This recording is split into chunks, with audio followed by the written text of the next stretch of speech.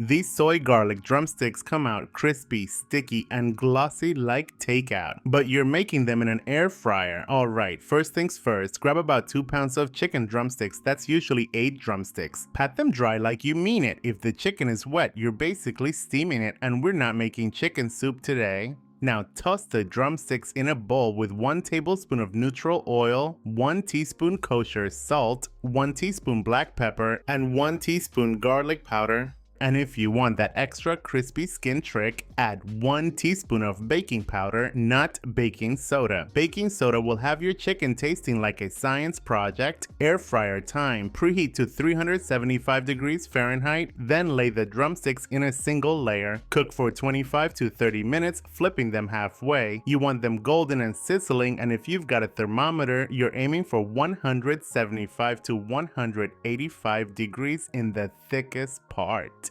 Drumsticks like to be cooked a little higher so they stay juicy and tender. While that's cooking, let's make this sticky Korean-style soy garlic glaze. In a small pot, add 1/3 cup of low-sodium soy sauce, 1/4 cup of honey, 2 tablespoons of brown sugar, 2 tablespoons of mirin, 1½ tablespoons of rice vinegar, 1 tablespoon of sesame oil, 6 cloves of garlic, minced or grated, 1 tablespoon of fresh grated ginger, and 2 tablespoons of water. Bring that to a boil, then drop it to a simmer for about 3 to 4 minutes. Now mix 2 teaspoons of cornstarch with 2 teaspoons of water and whisk that slurry right in. Now keep the heat on low and whisk in 1 teaspoon of gochujang until it melts in smoothly. Let it simmer another 1 to 3 minutes until it turns thick, glossy, and looks like it's ready to cling to your soul. Then turn the heat off. That's your little secret layer of Korean flavor without making it crazy spicy.